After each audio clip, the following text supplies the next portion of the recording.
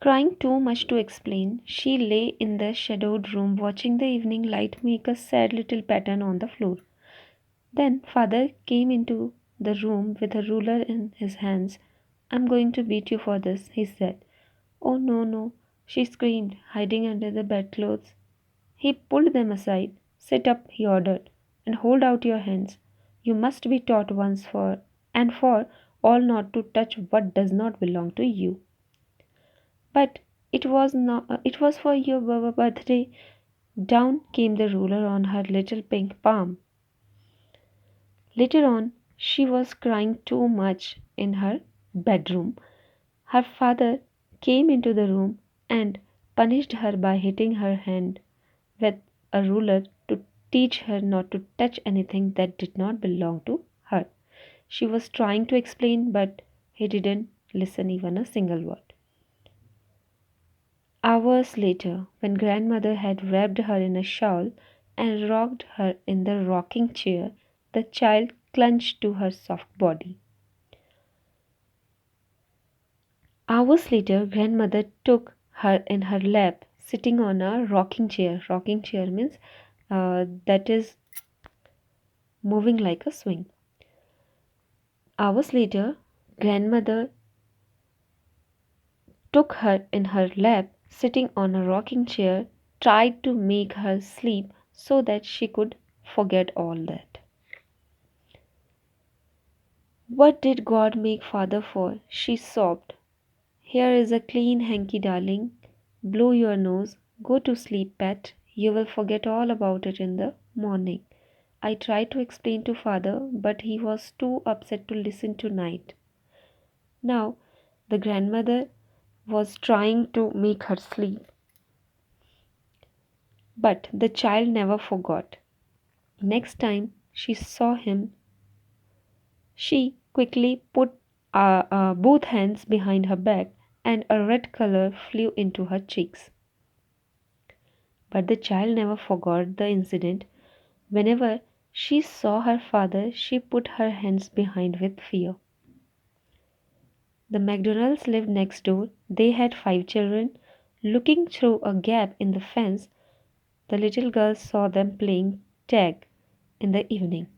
The father, with the baby Mao on his shoulder, two little girls hanging on to his coat pockets, ran around and ran round and round the flower beds, shaking with laughter. Once she saw the boys turn the hose on him, and he tried to catch them laughing all the time.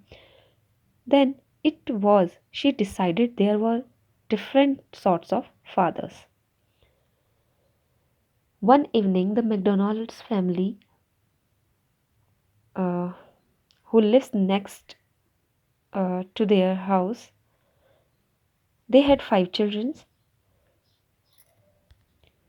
One evening, McDonald's was playing with his 5 children, and this thing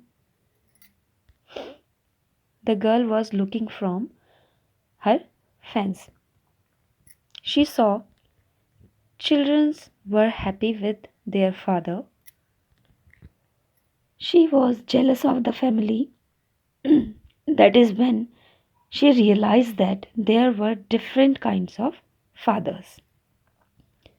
Suddenly, one day, mother became ill, and she and grandmother went to hospital. The little girl was left alone in the house with Alice, the cook. That was all right in the daytime.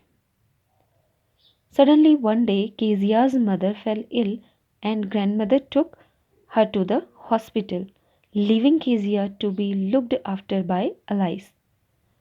Everything was all right in daytime. But while Alice was putting her to bed, she grew suddenly afraid. But at the night,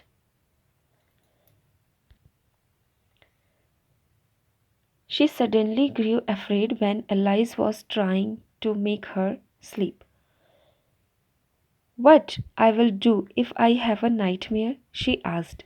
I often have nightmares and then Granny takes me into her bed. I can't stay in the dark. It all get whispery. The girl was asking to the servant that what will she do if she will have a nightmare? She asked to her.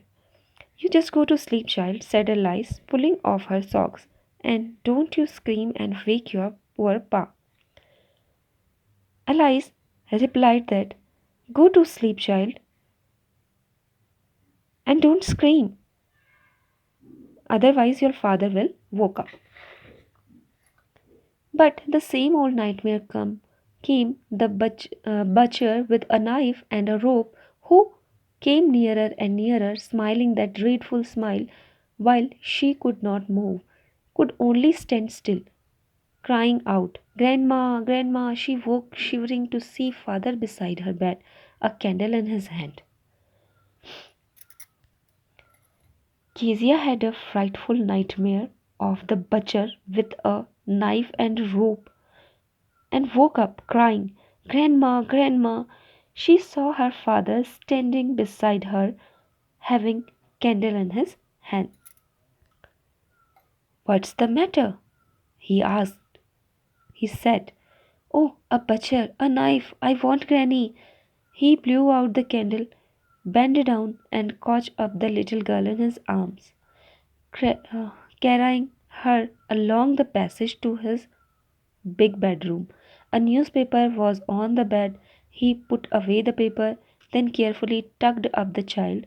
He lay down beside her, half asleep still with the butcher's smile all about her. It seemed she crept close to him, snuggles her head under his arm, held tightly to his shirt. He asked Kezia what was the matter, why she was screaming.